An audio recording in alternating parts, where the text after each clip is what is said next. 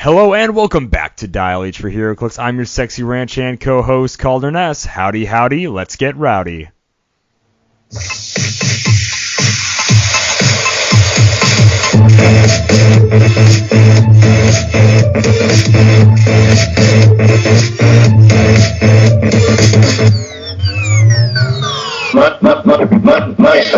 This is episode 283 of Dial H for Heroclix, is brought to you by CoolStuffInc.com, where you can find cool stuff in stock every day, including all the latest Heroclix singles and sealed products. Make sure to check them out at CoolStuffInc.com. And of course, the amazing gentleman that designed our logo was good old Kalder and Simeon is joining me this week. What is going on, Simeon? Not too much. What's going on with you? Oh, so many things. You have no idea. My back is on fire. I'd rather you not get into it. Yeah, you probably shouldn't. I was just trying to be nice. Oh, so you don't actually love me, Simeon? Well, I mean, I wouldn't say that, but no, I don't. Feelings are so hurt. If only I cared. And like always, we normally start off with what made us happy this week. We're skipping that this week. We can just go ahead and say one or two words, but we went to Nebraska on this week, and we're going to be doing a separate episode on that. Simeon, though, if you want to say a few things, set the mood, go for it. I had to travel several blocks to get to it. I had to travel 2 hours to get to it. And that's enough. That's enough what made you happy this week. All right, so just because we're really cutting corners, we're doing a great show this week, we're going to just jump right into the news.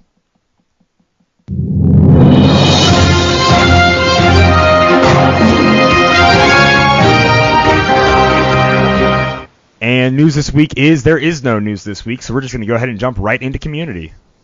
There are dozens of us! Dozens! The Community Tuesdays question up on Facebook here was if you had the opportunity to make a ROC map, so if you won rock singles or teams, what location or scene would you base it on? Simeon, what kind of map? If you could design any map, what would it be?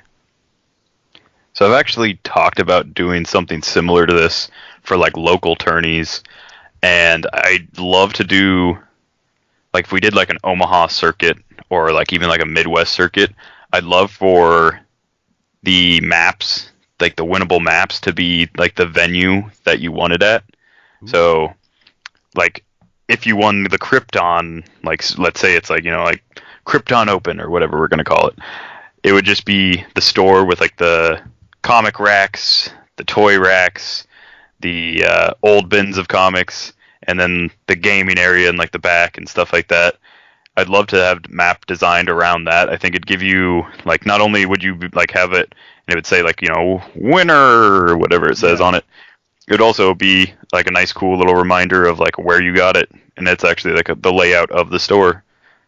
That would be really cool. You could be the Nebraska Championship map right there. Championship map. I don't remember if I mentioned this last week or not, but I mentioned the town from Blazing Saddles, the cardboard stand-up town. That would be a really cool map. Recently, Sioux Falls, about a month ago, city in South Dakota, specifically one street got kind of wrecked by a tornado, and it was all over the news, and like it destroyed an AutoZone and like a Joann's and a few other spots. And me and all my teammates at Rocktober said if we won Rock teams, we all kind of decided that we would make a West 41st Street map, and we would kind of make it in a way that Kevin's house was on it because he lives really close to it, because during the tornado, a tree fell on his house. So we were like, we'd have Kevin's house, we could have West 41st Street, we can have the wrecked, generic, instead of an AutoZone, it's like a body shop or whatever. And then to put ourselves on it, we were going to have instead of a KDLT or whatever news van, it was going to be the KKZ news pan, the Kevin Calder Zach news pan, or like the Nelson Ness Pogany, so like PPN or something, PNN, and then like something like that, like would be the way our little Easter egg for the map. We did not win teams, really funny. But I just thought it would be a really, really cute map. People would be like, what is, like, Tornado Alley or just West 41st Street, like something really funny, and then also like straight up putting someone's house on it. I just think it would be hilarious. So those are like my two like main. I love making fun of tragedies. It was just business. It was only their livelihood, Simeon. Come on. No, I do love how like Kevin in the group message just deadpanned like, A tree fell on my house. Yeah. Oh yeah. Like, how is everybody? Is everybody okay? And it was like, tree fell on my house. Poor kid. That was great. But anyways, to start us off, Citizen Chris Kurtz said the Omni in Atlanta, where all the good wrestling comes from. Nice. David G. Gaffney said, I would base it on a ranch in South Dakota, most likely. That sounds like a really good answer. I have to say that sounds like an amazing answer. I think that would honestly be the right answer to this question. Seems like the worst possible place to be. Vigilante Collectible said the Elimination Chamber, ideally it'd have special rules to follow in match format, but it'd be a neat map regardless. The Elimination Chamber sounds pretty awesome. That would be a really sweet like Battle Royale map or something for sure. Yeah, I'd love that, and I'm assuming that we'll get one eventually, but a Hell in a Cell map as well. So. Yeah. Oh, that'd be great. I would imagine it's coming down the pipe. David Herberger says, I'd like to see an Arctic terrain map, something like a Planet Hoth.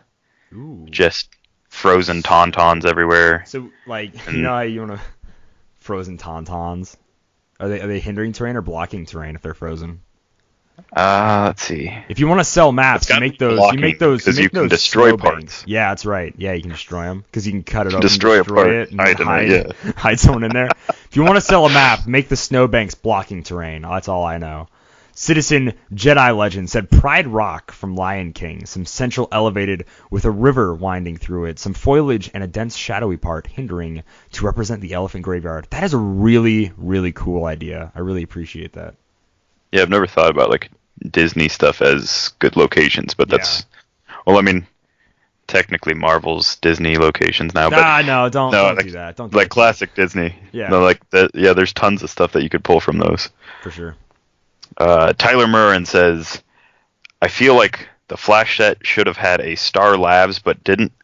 Also, I would like a Firefly Funhouse map for WWE, but that would mean I would need a Bray and Fiend figures.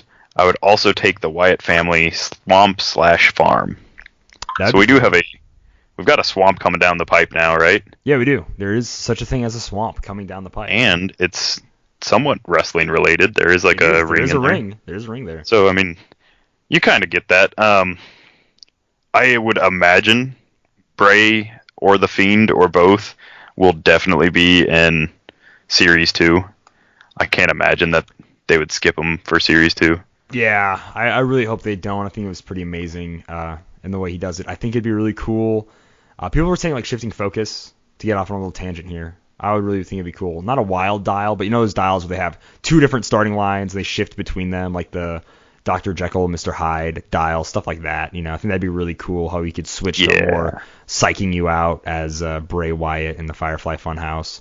And then he could literally just have a power to be each person, like the witch, the weird rat thing, the pig. I don't know their names. I can't remember off the top of my head. Sorry. That'd be really cool. Blues was one. Yeah, Blues Clues. Yeah, of course, Blue.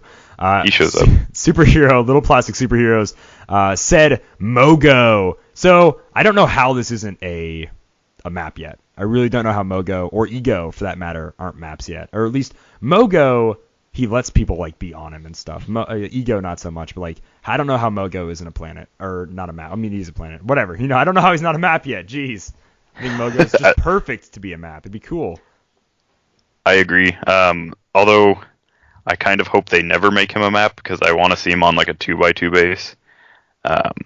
We got Solaris in Superman Wonder Woman, and ever since we got that, I've always wanted Mogo to be like a 2x2 planet. Okay. And if we get him as a map, I think they'll just like call it good and never get it to us. Be like a lame map, no special rules. Just be like, there's some hindering, there's some blocking, just like whatever. Yeah, something like where you can make attacks through certain squares or something like that. Yeah. So I mean, I'd rather get something than nothing, but I just really, really want like an actual figure for it. Citizen Peter Marshfield says, if I had a chance to design a map, it would be based around Central Yarnham. I don't know what that is. The first stage in Bloodborne or UA Academy. Ooh. Training Dome from My Hero Academia. So I know what the second one is. Yeah. I know what that is, at least. That's like Are you sure? cool... It's kind of obscure show, Simeon. Oh, it's really not popular at all. No, people that are into anime don't even really watch My Hero Academia. They don't know what it is. Do they even have any dubs for it yet? I think it's only subtitled. No, I don't think so. It's one of those shows where it take like 3 years to get dubbed. So like I'd have to look up the first stage in Bloodborne. I know that's like Bloodborne is similar to Dark Souls, so I imagine it's like very dark and creepy. Right. But that's all I know. Oh, okay. That's to the extent. Superfan Christian Bogan said the Batcave. It hasn't been done in a while, and it would look gorgeous on a neoprene. Yeah, when was the last Batcave we got? You know, was there one in animated series? I don't think so. No. So, yeah, animated, we got a ton of maps, but yeah, no Batcave. Right on. All right. Aaron Lloyd said, "I'd pick Guy Gardner's Warrior Bar." Why would you pick the worst Green Lantern's Warriors Bar? So I think this is also one of the few correct answers that we had this week. Because if you remember, a while ago, Malcolm actually asked us map-related questions, and I said I would really dig a Guy Gardner Warrior Bar. Because, yeah, that's awesome. You could do both a non-cataclysmic version and then a like post and pre-cataclysm version, like how they did with the No Man's Land, because the bar does get destroyed. So I think that'd be really cool, especially with the Guy Gardner Warrior Bar. Don't lie to yourself. It'd be an awesome map. Come on. No, I think it'd be pretty sweet, yeah. All right, right up on Twitter, we got Ronnie, and he says, "Wow, so many awesome answers. Mine would be a D&D dungeon with unbreakable walls to force progression. Maybe rooms that spawn a random token that joins your opponent's force, or a light object for you." So this is sort of like a King's Tomb maze style-ish of map with some extra like cool rules. Yeah, that sounds pretty sweet. Let's see. Last and least on Facebook is Lucas. Oh, did I say that wrong? Lucas Tom Van Holland. I just have to say that because his answer was, "I'll let you know when we decide." Winky face. Because Lucas is a big old winner. How dare he? How dare he win at Heroclix? Yeah, how dare he? Back to back to back to back. Well, I don't think he's not really back to back. I think this is the first Rock Cup he's ever won. Don't misquote. I mean, quote me, sure. Calder said, but like, I want to say this is the first. Okay, obviously he won the Thursday night intro. You know what I mean? Like the first real whatever Rock event like that he's like been a team winner of or like whatever. So I think that's really cool. I'm actually really happy about that. I know he was talking about making someone's apartment for it. I know who it is. I don't know if they are actually going to do that or not. So I want to keep this. It's not mine, is it? Oh, I better pick up before they come over to measure it. There's a lot of hindering terrain in that apartment. There is a lot. But protagonist Ben Jones on Twitter said Nakatomi Plaza from Die Hard, or Planet, and you'll see why I can't pronounce this one. Klendathu from Starship Troopers. Is that where all the alien bugs are? Is that what they? I can't. Yeah. It's been a while. So that'd be really cool. I'm pretty sure. So I'm slightly biased in wanting that map because they filmed all of that planet in the Badlands of South Dakota. Fun fact for Starship Troopers. So I would really want that map, like really badly. The Badlands, or as other states call it, South Dakota. Ooh. I mean, that's only like less than a third of our state. Like it's like all of Dakota. both of them. Both Dakotas, yes. That was the last one on Facebook, you said? Yep. So I can just go through them here. I want to say Demon Hunter's superhero, supervillain, Demon Hunter. World Martial Arts Tournament from DBZ. Is that just that big platform thing? Like with the thing? I imagine so, like big floating space thing. That I really don't know anything about. Or was it the 5 foot tall raised platform early on? That could be it. Is that where the one with the Hercules Satan guy? Hercule Satan. I'm not. Is that the martial arts tournament, or is there a different martial arts tournament? Master Roshi is a character. He is. He's got like a beard and sunglasses. That is the extent of my Dragon Ball Z knowledge. Yeah, that's it. I'm sorry. Which one's Goku again? They all kind of look the same. Jason the dark-haired Levine. one. The dark-haired, yeah, the one with black hair. The one with the black spiky hair. Yeah. No, not him. That one's vegetable. The one that wears orange. Oh, there's like a million of them that wear carrot cake. Frieza! Jason Levine said Battle World from the original Secret Wars series. That would be cool. I'd probably make it a 3x3 with locations you could place on the map, like the map from Crisis set.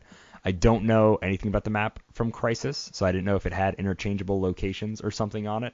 But that sounds pretty cool. Sounds neat. That'd be sweet if like you're in like the weird world area and combat values can't be like increased or whatever, like how the weird world trait goes. Yeah. And then you go to like the Doctor Doom area where all like the Thor cops are and everyone can use like PD team ability or something. You could go beyond the wall where all the zombies are and Ultrons are and like robots and monsters can use steel energy, or like everybody can use steel energy. That'd be really cool. Yeah. Citizen Mr. Clicksflix said Ness Ranch. This also just seems like a correct answer this week. I think this is just a really solid answer. I think everybody's starting to really understand what these questions are about. I think it's really starting to click for the community. Matthew Ventura. This one seems like an objectively wrong answer this week, but I'm not biased, so I'll still read it. Fortress of Solitude. I think an ice map would look pretty cool and be fun to play on with a mix of blocking and windows. Yeah. Alan John Wilkinson said Ayers Rock. You can't climb the real one anymore, but doing so fictionally should be okay, right? So this might show how little I know about anything. Do you know what Ayers Rock is? Ayers Rock? I don't know if it's the right way to say it. No, but I'm going to Google it real quick. Oh, what a good save, Simeon Bruce. We can totally edit this out. Let's see. It's a massive sandstone monolith in the heart of Northern Territories. The Northern Territories. Yep. Type of rock is Arcos. I don't even know what planet this is on. Nope. Certainly not ours. That's as good as I could do. Zach D said Crime Alley. Ooh. That's a little dark. Once per game effect. Shoot someone's parents. Jeez. Felt bad as soon as I said it. I don't know why I said that. Oh wow. If you're in the alley and a friendly is KO'd, you can use the Batman team ability for the rest of the game. You stealth. Yeah. That'd be great. There would be like a lot of obscuring terrain, like shadows in the alley or something like that. Like the whole alley could just be obscuring. That'd be kind of neat. All right. Thank you everybody so much who answered our Wednesday's community question this week. Normally, it's a Community Tuesdays question. We put that up every single Tuesday on Facebook and Twitter. If you want your answers read out loud each week, go ahead and pop on an answer over there. And thank you so much for everyone that commented. If you notice some people had really cool titles in front of their name, that's because they support us on Patreon. So also think about doing that. Moving right along, community, we have Jedi Legends Heroclix Tip of the Week. You don't want to sell me death sticks. I don't want to sell you death sticks. You want to go home and rethink your life. I want to go home and rethink my life.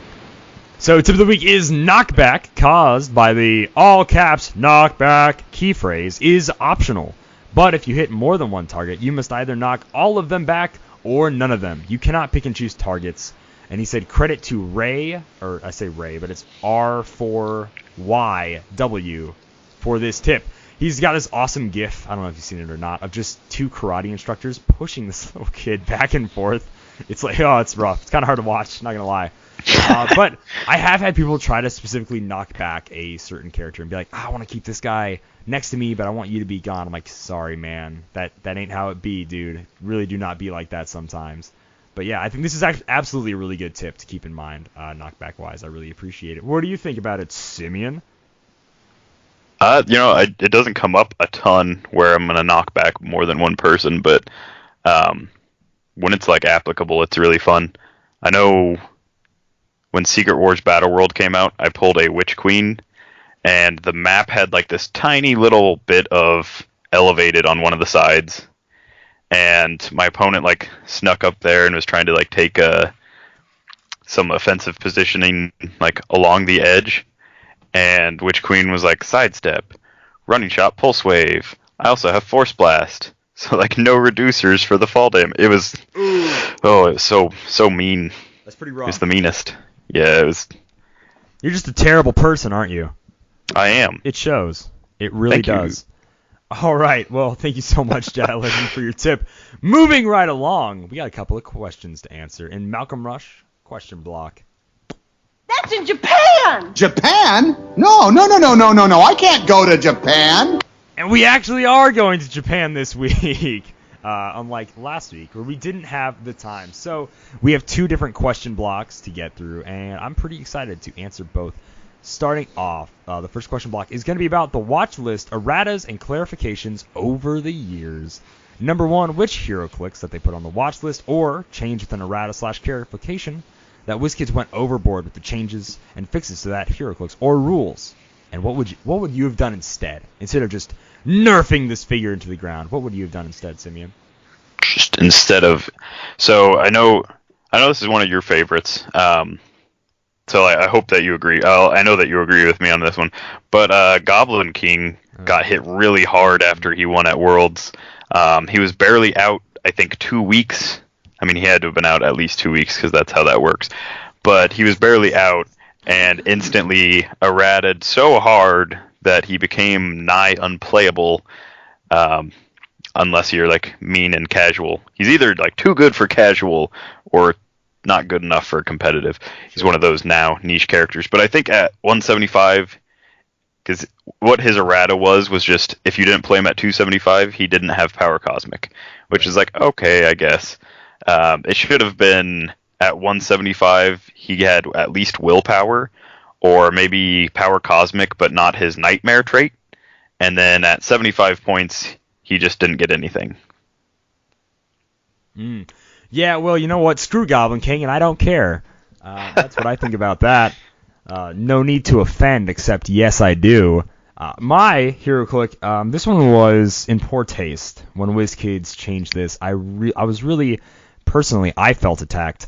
But that would be Vigilante from the Justice League set. See, now, I really hate it when they print it wrong, when they clearly meant it right, and they try to fix their own mistakes, and it just really ruins the game. So, Vigilante, if you don't know, is a cowboy on a motorcycle, which is pretty awesome, and he has the flight carry speed symbol, and they took away his flying motorcycle in a terrible errata/clarification that gave him boot, carry symbol. How dare you take away Vigilante's flying motorcycle? Do you really hate cowboys that much? We are the backbone of America.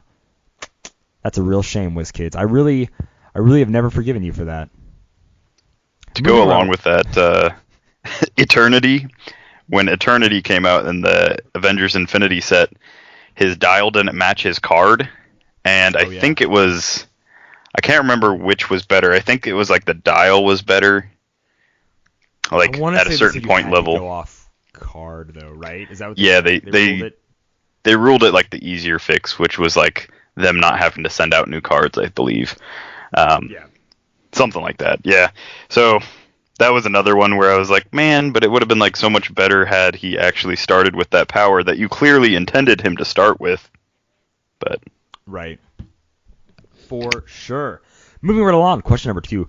Which ones did they not do enough to fix that Heroclix or change, and what would you have done instead?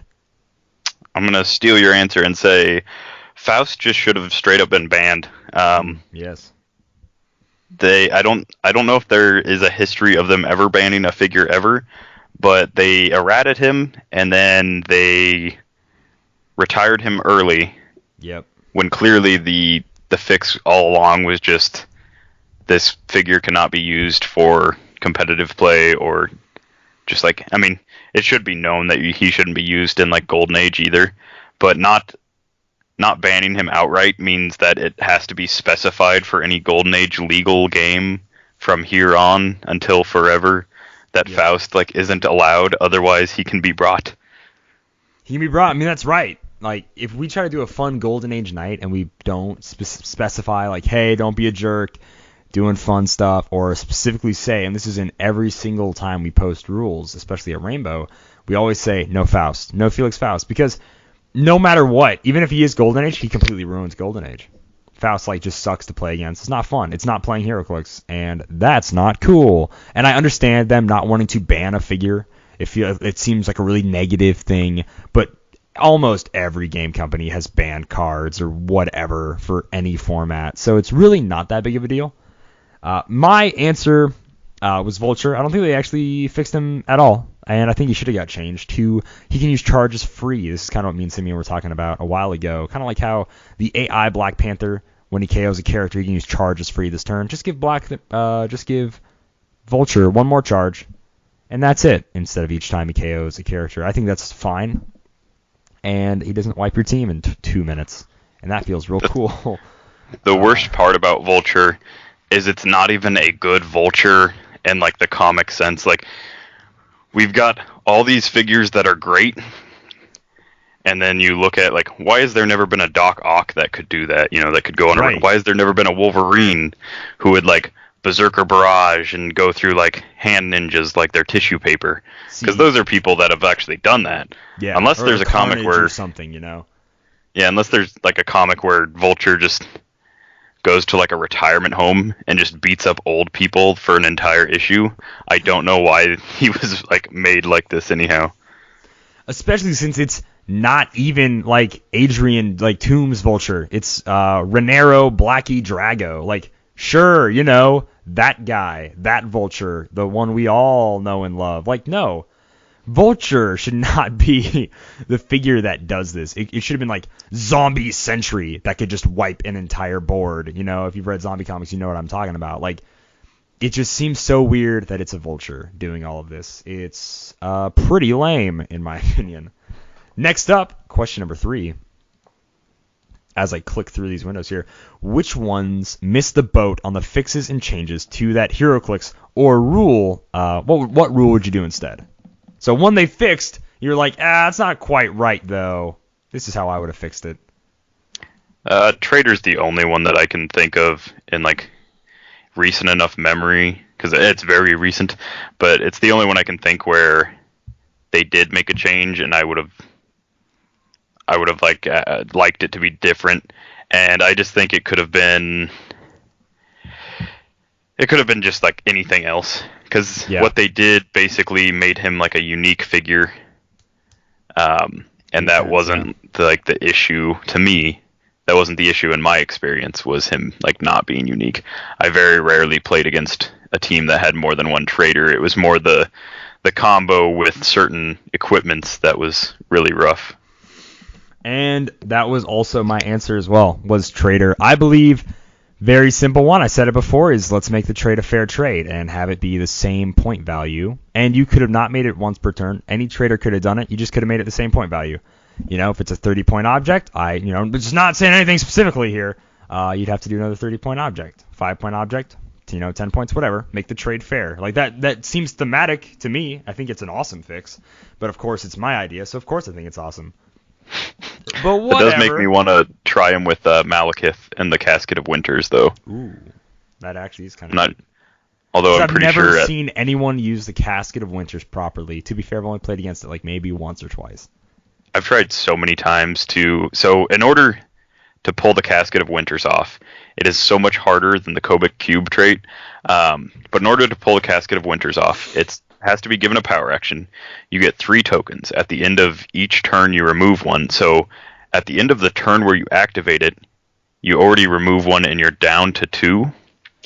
At the end of each turn, the character whose turn ends, they get action tokens on every. I believe it's like that character only gets action tokens on everyone without the specific keyword. It's like deity and Asgardian or something like that.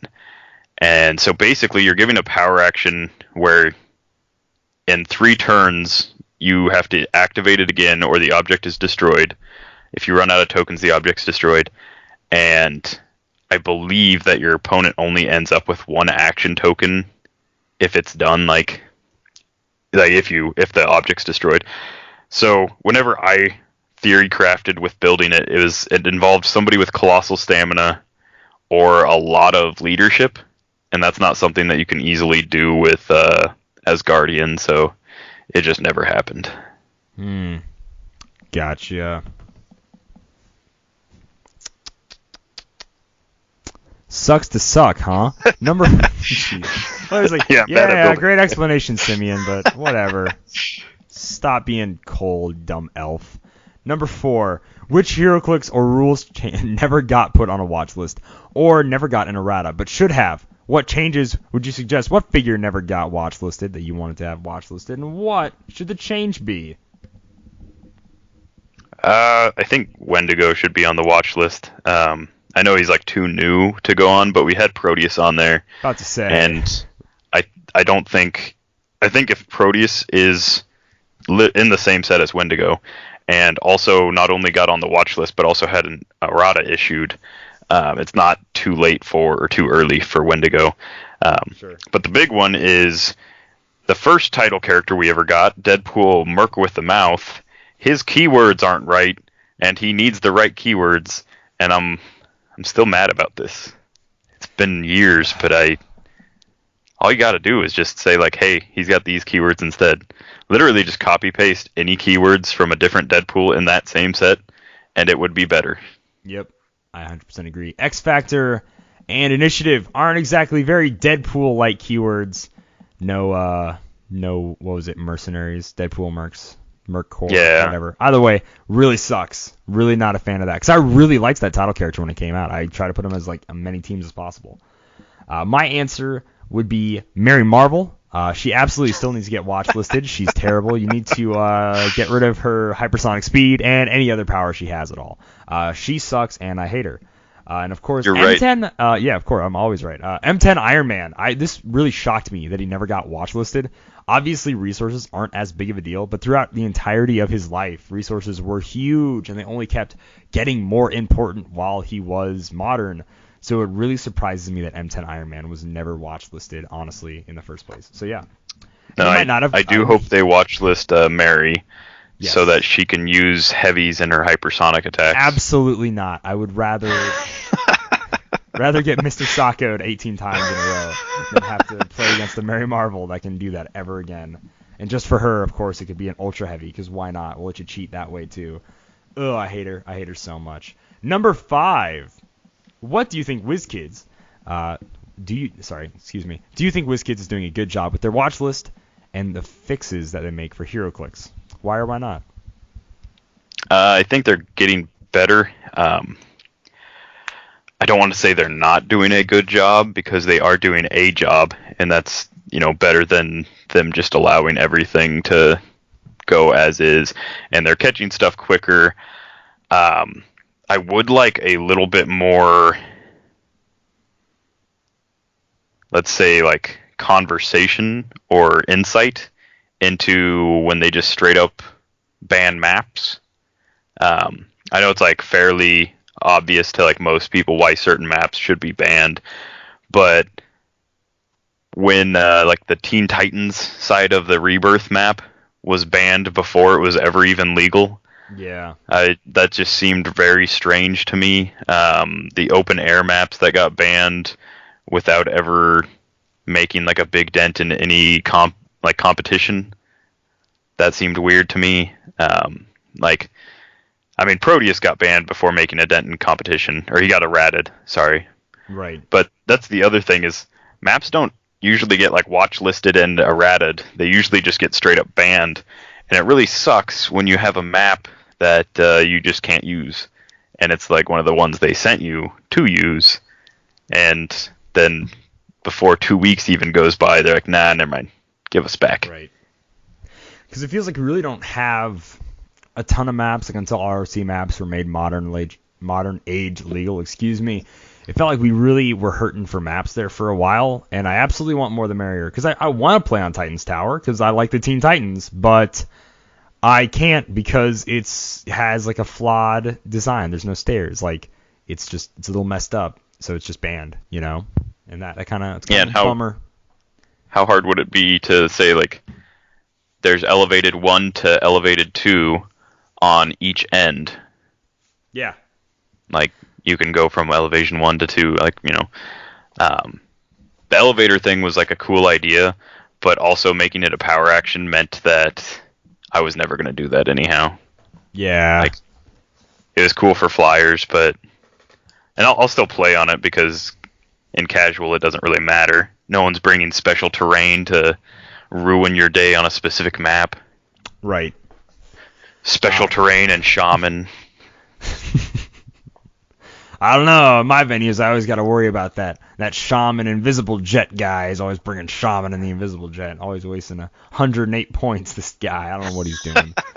Every single time. Even in modern age, what is he doing? Shaman in the invisible jet. Shake my darn head. But yeah, to answer the question, I do think WizKids is doing a fine job. I do quite enjoy the articles they put out for their clarifications, and I do like, especially this one, how timely and how quick it was resolved. So I think they're doing a fantastic job with their clarifications currently. Number 6, how would you improve future watch list errata and clarifications? Simeon. I would just open the watch list to a larger list of figures. So we got 4 in this last one. I think anything that wins a major event should be put on the watch list, just because, like, maybe us as a community doesn't think, let's say, like, Mangog needs to be changed. But I think it's safe to say that WizKid should at least, like, look into it.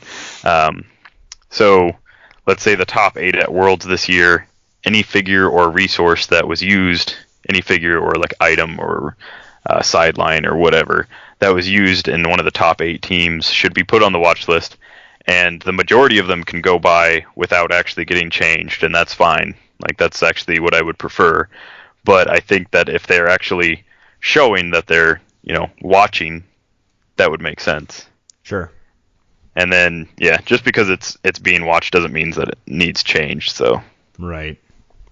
Watch list changes that aren't necessarily, how do I put this, that like change the wording. Like, I really enjoyed the quote unquote change, more or less clarification to the boxing ring, because it just made a lot of sense. Obviously, Colossals can't be both in and out of the ring because their base is all weird, they don't sit right, it just is very difficult to look at, it doesn't make any sense. So they're like, you have to be either all the way in or all the way out. So I think changes like that are really cool. Ones that don't just fix a character they don't like, or one that's just too powerful right now, but they actually physically fix something that would just make more sense in the game. I really enjoy changes like that, ones where it's like literally no one could possibly get mad about that because it's just a legitimate, like, smart fix.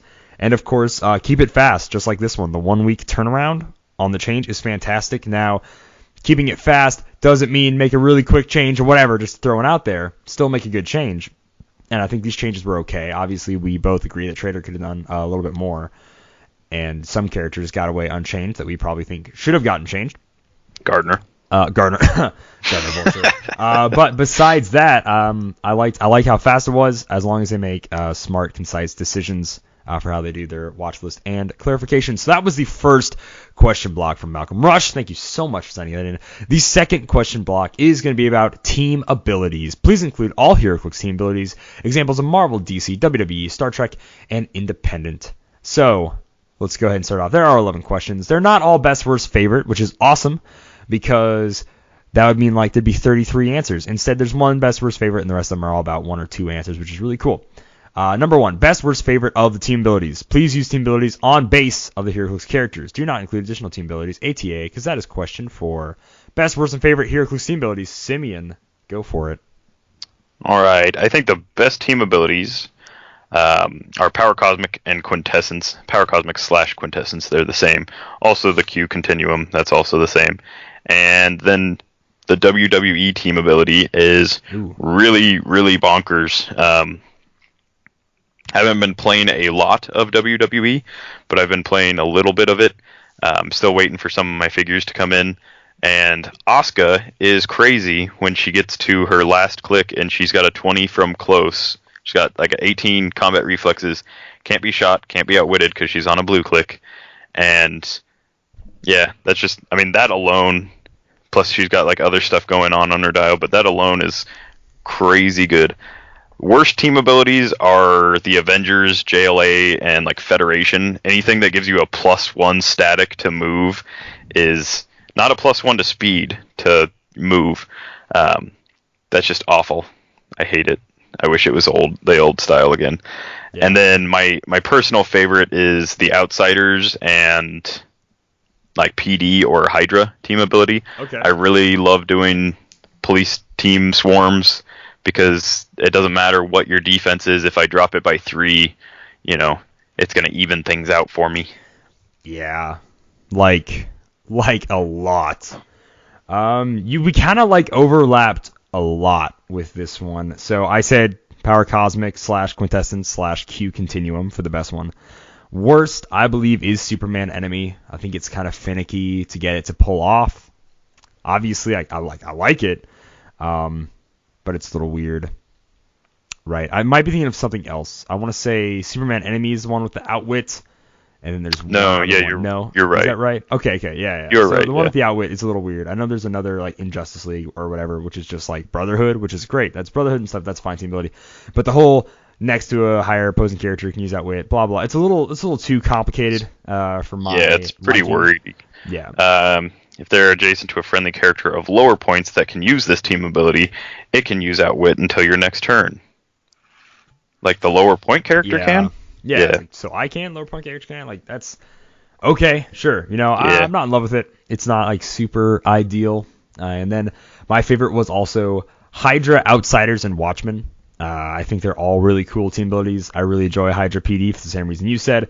I really enjoy Outsiders for nerfing other people with their uses, their insane uses of Perplex, to making sure my guy, if he does an ability that gives him a lot of negatives or something, making sure his stats stay the same.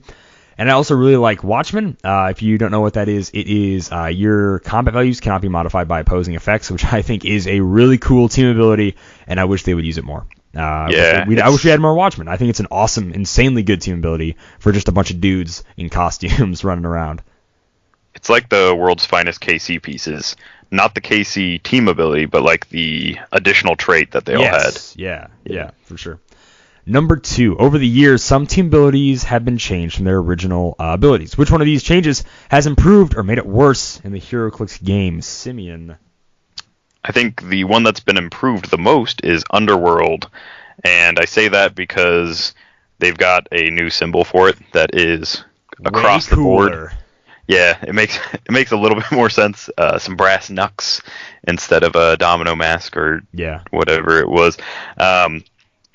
I kind of want them to, like, as much as I love seeing like Fantastic Four, Skrulls, Spider-Man, Galactus's helmet, as much as I love seeing those as like the team ability, I really wish that we had just like static team abilities that were across universe, like the Underworld one is, or at the very least, make sure that we have the same team ability on both sides, because I don't think there's a Marvel version of Green Lantern.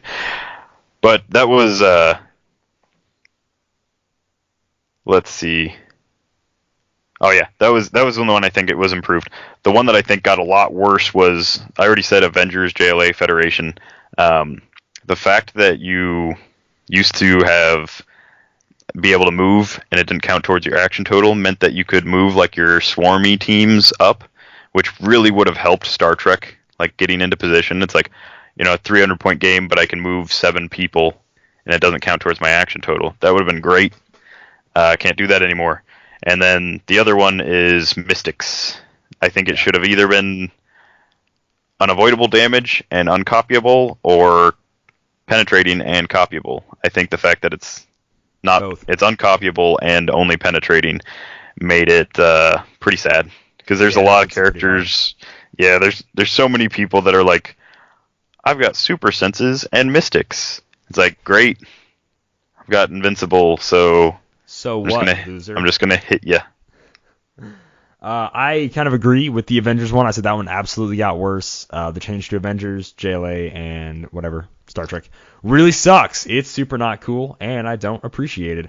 The one I did think got better was Brotherhood. Brotherhood used to be old Avengers, which was still solid, but it being whatever, the whole 10 or higher to remove a token, plus the amazing synergy that they gave it in this latest set, has absolutely made Brotherhood one of my new favorite team abilities. So kudos there. Oh yeah. Number 3. Which team abilities WizKids stopped using, and do you want them to bring back, and why? I really want them to bring back the Kaiju team ability, which is just old school Mystics.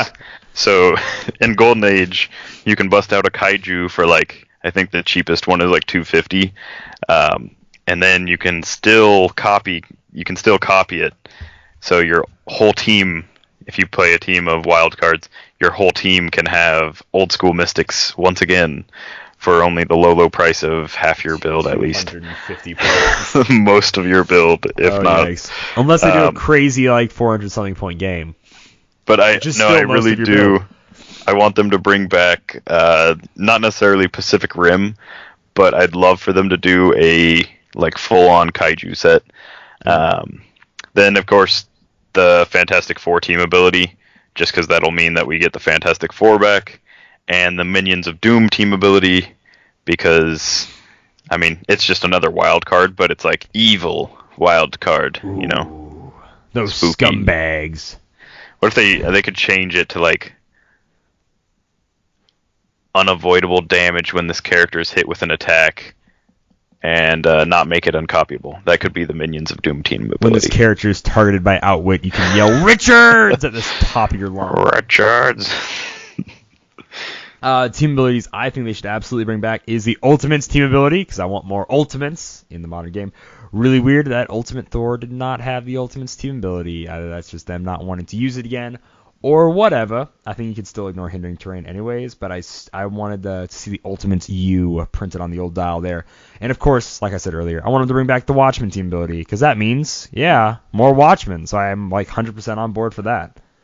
Number 4, best, worst, and favorite additional team ability, Simeon.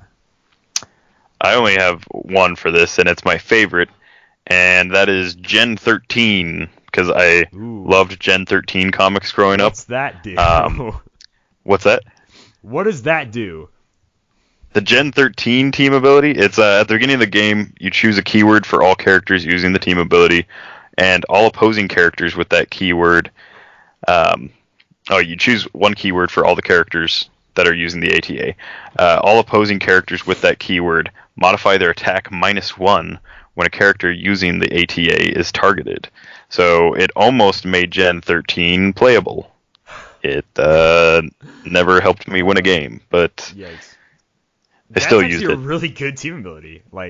You're playing against another theme team. Yeah, it's actually really solid, yeah. I also I like the animal ATA, but oh yeah, for sure. It's a little busted on most teams that you use it with. So right on. I had to say best was, I can't remember if that's still the case. I know it got changed, and I honestly can't remember what the change was, but the Heroes for Hire team ability was really good there for a while. So I definitely thought that kind of deserved to be the best. Worst, in my opinion, I ran that one more than once. Oh yeah, no, it's good. It's really solid, especially with that Ghost Rider and the Bat Belt. Some old school tech right there. And if you look at that Ghost Rider nowadays, you're like, he is so bad. Worst has got to be the Mighty Avengers. I think out of the 4 or 5 Avengers ATAs, this one had to be the worst. It was destroy a piece of blocking terrain and then maybe make a heavy or light object. And it's there weren't a million Avengers walking around with walks through blocking and, to really try to abuse this, so it really wasn't that good. And then my personal favorite was Howling Commandos. It made everybody a battle, kind of battlefield medic there, where if someone took 2 or 3 or more damage on your last turn, then you can use support to target that character. So I thought that was really cool. Everybody's kind of bandaging up people on the battlefield. I really just dug the Howling Commandos ATA. I thought it was awesome. And then next up, we have number 5. Ooh. Should WizKids bring back ATAs? Why and how? No. I would say no. Why? Because no. How? Don't. I would say the one... Alright, I'm going to give them the one opportunity they could bring them back. If they really wanted to get into the competitive aspect of Heroclix, and I'm talking about WizKids here, if they really wanted to culture and foster the competitive side, what they could do is issue rotating ATAs to bring certain team, certain keywords up to snuff. So let's say Avengers was really good when you had Star Fox and Hawkeye. So then you would give Justice League and ATA that gives them a +1 to range attacks or something. I don't know. You just if they wanted to use it to artificially modify the meta scene, I'd be fine with it because I could just like completely ignore it. Like, right. But I think that'd be like the one situation where I think it'd be okay. I just don't think. I think ATAs are awful for new players. Yeah. I think that they're really wordy. They didn't really do much in most circumstances, and in the ones where they did way too much, and they made your team like way too powerful in certain builds. And that's, yeah. For sure. I mean, this is coming from... I loved ATAs. When they were legal or whatever, I tried to put an ATA on every team, even if it was on only like one character, because I just thought they were really neat. You know, I'm like, ATAs, those are so dope. You know, like this makes my Sinister Syndicate like way better against Spider-Man. You know, that's thematic. You know, will I face a Spider-Man like team that day? Probably not, but like it would be cool when it happened. You know, like ATAs were just really neat. I liked them.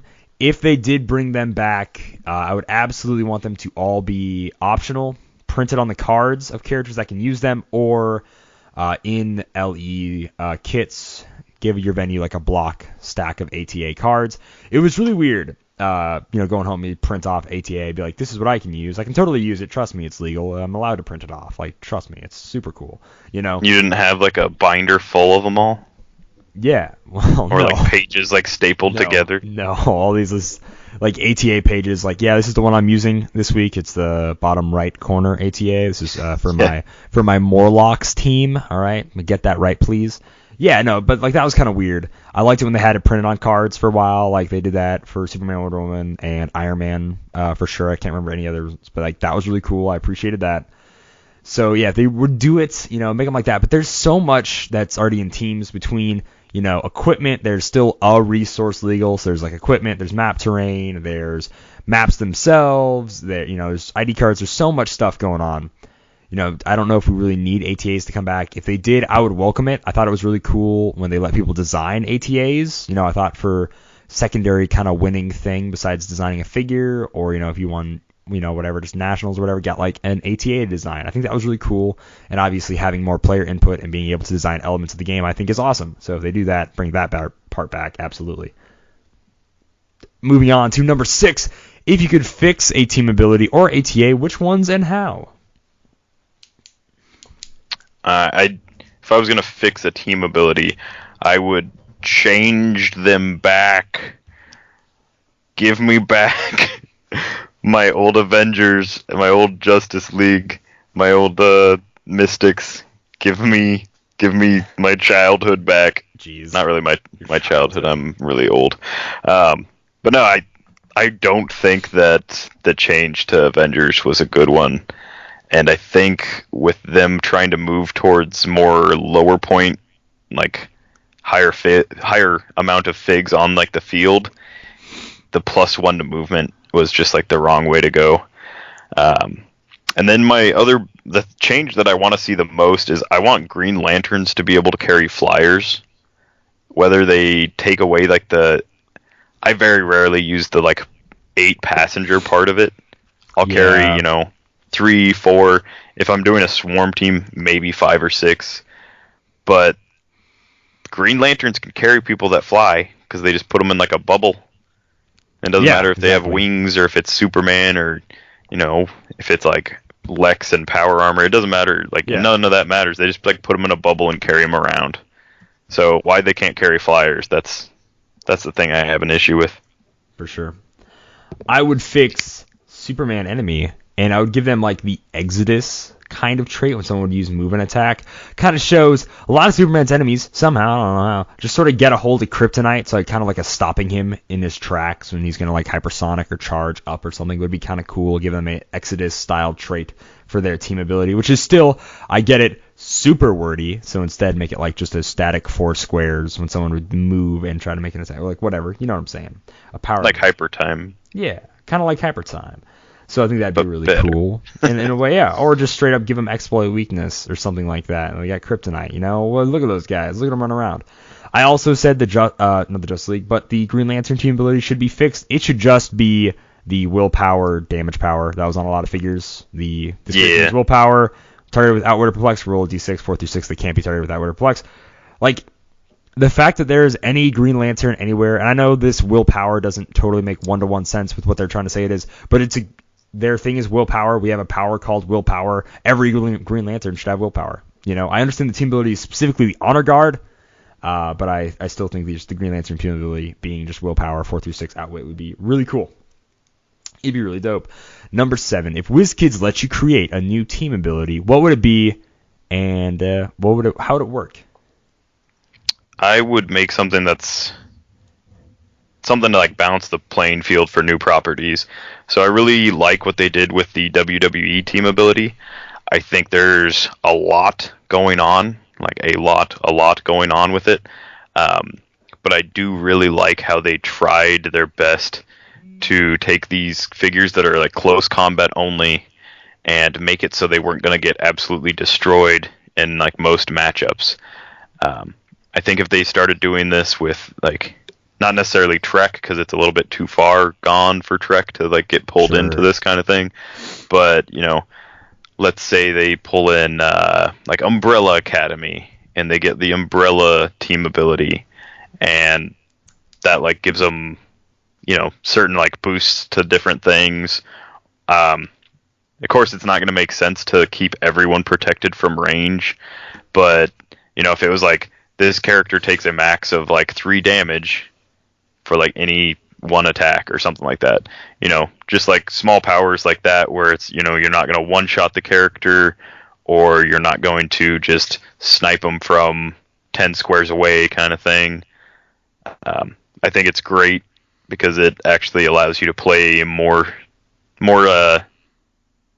figures and like variety and not get completely wiped. Okay. Yeah, man. Right on. It definitely does feel like a lot of the weird third-party style properties are definitely lacking, in that WWE team ability 100% helps WWE, so it makes sense to want more things like that to just sort of give them not even a leg up, just like more viability in multiverse style games, right? Are you saying that the Street Fighter team ability wasn't really good? I'm not saying it made or break games. Power, move 3 squares, make a close attack is so amazing. Don't get me wrong. It's so good. Oh, it's move up to. You could have moved move up to. 1 excuse me. or 2. You didn't have to go all 3. Right. That's the best part. I'm such a silly man. No. Number 7. If WizKids let you create, new team ability. So mine would be patriotic, and the team symbol would be Captain America's shield. When this character this character cannot be dealt damage from being knocked back. When this character is knocked back, they have next turn free, move that many squares. So it kind of shows that no matter how many times you knock down a patriotic American, that we always get back up and we get right to it. You can't keep America down, ladies and gentlemen. Don't laugh. If you're laughing right now, stop. This is my 100% serious team ability that I just know will be in the best set of 2020. That's right, the Captain America and the Avengers set. Yes. I can already feel the red, white, and blue coursing through my veins. I also may be having a stroke. Simeon, call an ambulance. I think that's your diet of pizza and donuts from this weekend. That was just today. Catching up. That was just today, and I still drank water, so it's fine. Monday, it's oatmeal and chicken breasts and like maybe some steak. All right, this has nothing to do with Heroclix. So let's move on. The patriotic team ability is an amazing team ability, and it should totally get made. I just like it. I think it's a neat idea. Plus, it's patriotic, so obviously I do like that. Yeah. I also I think it's weird that like the Spider-Man team ability, like I get that he's on a lot of teams, but like as a character, I don't think you would be like name like Spider-Man's top 5 traits, and one of them would be like he's a great team player. Like maybe you would say that, but I don't think you'd say like he's a great team player. Like if the Spider-Man team ability was like super senses on a 4 through 6, and then they never have to put super senses on his dial again. Yeah, that'd be pretty. That'd be cool. But like. Then, Spider-Man himself is a great team player, but Black Cat sure isn't, like other people that get the Spider-Man team ability are definitely not, That's my biggest problem with team abilities themselves with Spider-Man. Yeah, they give it's a loose thread. Anyone that's Batman ally like in a comic gets the Batman team ability. And it's like, even if they're not stealthy, it could be like Banging Symbol Man, and he helped Batman on a case one time, so he gets Batman team ability. It's like, yeah, but he's the noisiest man in all of comics. His face is a symbol, is like Dr. Bong's DC Dr. rival. Bong. Number 8, what common mistakes do you see players make with team abilities? Misuses, don't understand, forgetting about it, etc., etc. One of the ones that was hard with the new change was the +1 from Avengers, JLA, Starfleet, etc. The +1 to the move does not give you a +1 speed, so that means it doesn't work with charge, it doesn't work with hypersonic, it is a +1 to static movement. So if you're carrying somebody, like if you're carrying one person, then you get a +1, but you also get a -1 because you're carrying. So like that's pretty much the only time that it helps you, is if you're carrying somebody, or you just really want to like plant Hulk 11 squares up instead of 10 squares up. You got to cause that mass destruction, bro. Reminding older players that Mystics isn't unavoidable anymore. So if you hit somebody, like if you've got Superman and he hits somebody with Mystics and he's got Invincible, and they're like, all right, take your Mystics. And you're like, I did, but I reduce it. That's really, that's hard to talking about, man? Yeah, it's hard to explain to people, just mostly because it's sad. And then explaining how protected outwit granted from Power Cosmic and Quintessence doesn't mean that they are uncounterable. So there's a lot of characters out there that say do XYZ and you can choose a power that character can't use, or like if they're hit they can't use defense powers. Anything that doesn't explicitly use outwit can get past things that are protected outwit, basically. Right. So I would say biggest one is forgetting to use it in general. Like overall, even if you are doing a static move with Avengers, as lame as it may be, you might as well move up that +1 if it makes sense for you to do it. Stuff like that. X-Men team ability. I see a lot of people not use the X-Men team ability, especially with all these crazy X-Men we get. It's really helpful and sealed, so absolutely use it. It's awesome. But the reason people just don't know how to use it is, once again, all of that information is online. It's not printed anywhere easily acceptable, so I'm not going to say this is the player's fault as much as it is WizKids not having a little team ability card for like all... I know they can't print Marvel and DC on the same thing, but why not just print all DC and then throw that in a DC starter, or all Marvel, throw it in a Marvel starter. That's my biggest problem with people not using or knowing how to use team abilities, is that they really just don't know. And if you don't know, you don't know. And that's it. Number 9, any advice on how to use team abilities better in a Heroclix game, Simeon? Well, to go along with your thing, remember to use them. Yes. So things that I put, Police Team, Hydra, and Shield are like great for team building. Things like Power Cosmic and Quintessence are great when you've got like one character that needs to be unbeatable or, unoutwittable. But for team players, you really want, if you've got 2 PD guys, Secret Wars Battle World gave us a ton of PD stuff. EarthX gave us some decent PD stuff. So, like, if you want a team that synergizes well, make sure you use, like, your PD, your Hydra, your Shield. Yeah. If you've got wild cards, it's a free action, so you can swap each turn. You can swap off of IDs, so a trick where you like call somebody in, you free action take their team ability, and then you've got it until you free action choose again. So that's always fun. For sure. I once again, I agree. I think certain team abilities that can just be built around, PD and Hydra being like the biggest 2. I think you absolutely should have team abilities like that. And if you want to use those team abilities, try to build around them. It's not super useful only having 1 police on your team instead of as it is having 3 or so. Like, it's way better. Characters that just are fine by themselves with 1 team ability. Having 1 outsiders on your team is sometimes more than enough, maybe 1 or 2. But if you can fit an outsider in there on your like politician team with Black Lightning or something, then by all means do so. But just be aware of like how good that team ability is and how useful it absolutely is. Also, make that person a big target. Oh, yeah. Understanding how to play against other people. If there's a team ability that totally like shuts down like a lot of what you do, make that dude a target. Like, playing against them is also pretty huge. Number 10.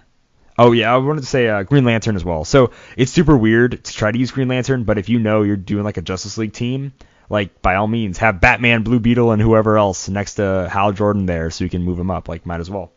You know, build around it. Like, play to their strengths, really. Number 10 is some Heroclix characters have never had a team ability on their base. Which ones do you think WizKids should have included a team ability for, and why?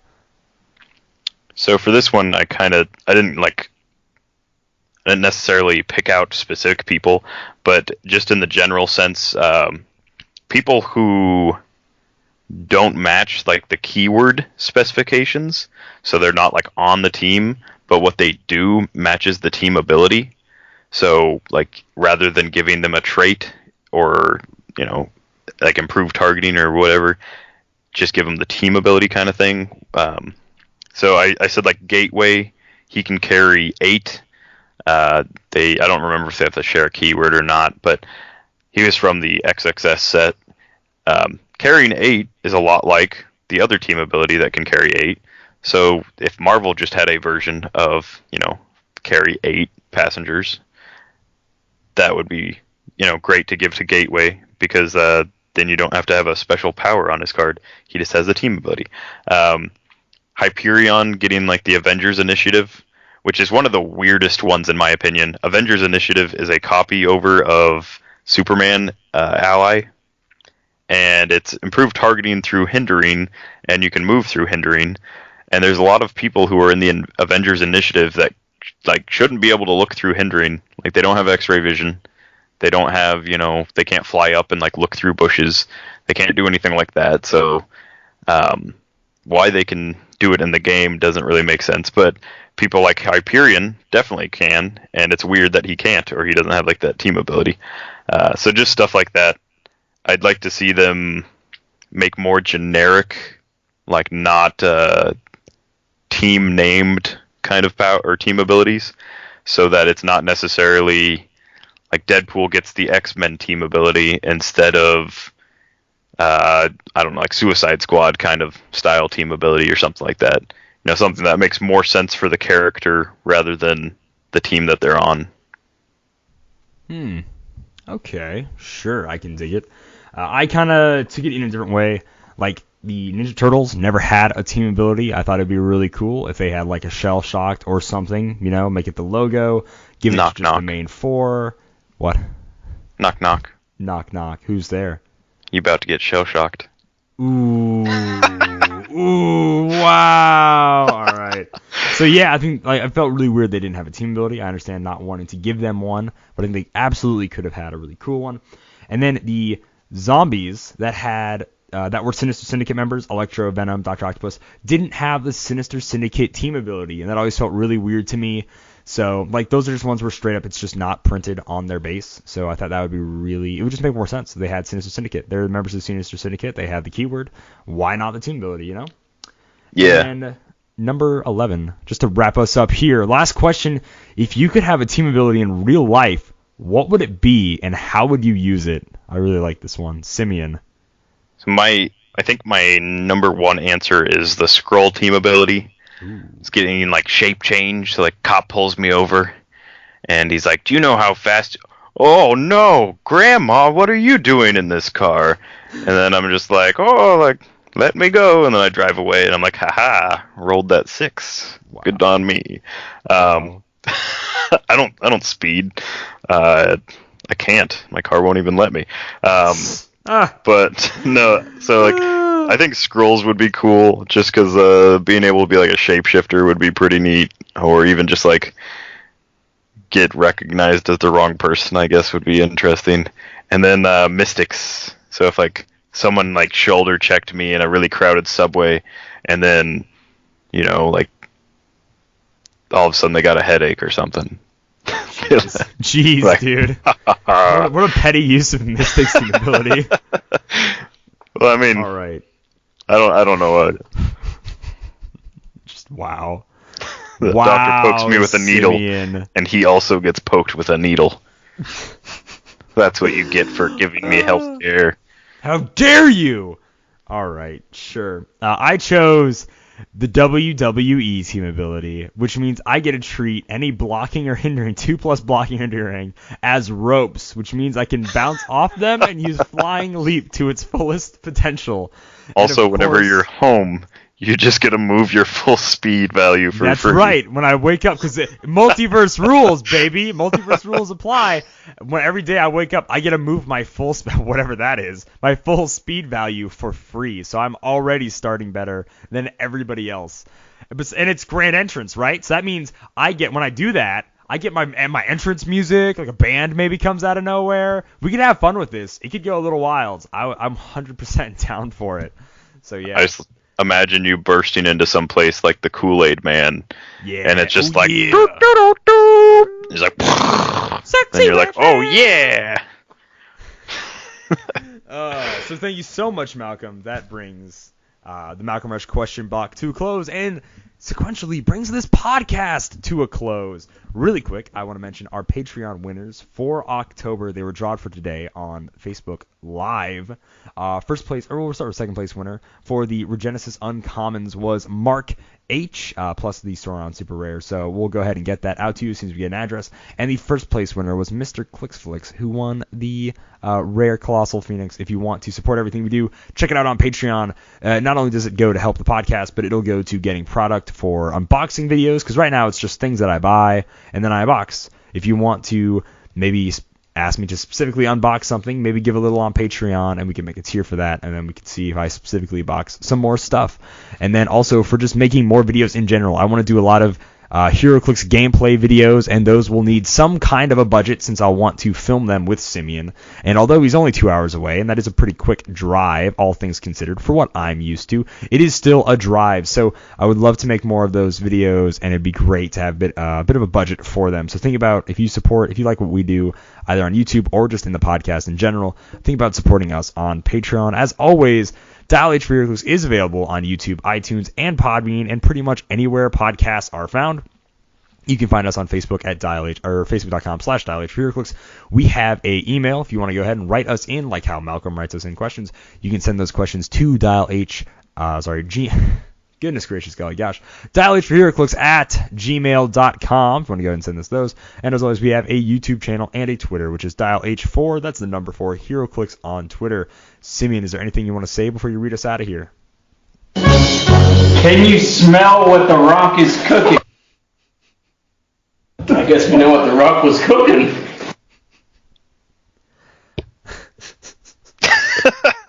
Okay. That's all I had to say. Thank you for getting that in. So now you can go ahead and read the bit. Jeez. As always. Can I be fired? I want to be set free. You're never allowed to be. I'm sorry. This genie's ready to be out of his bottle. All right, with that, Dial H for Heroclix is brought to you by CoolStuffInc.com, where you can find cool stuff in stock every day, including all the latest Heroclix singles and sealed products. Check them out at CoolStuffInc.com. Happy trails.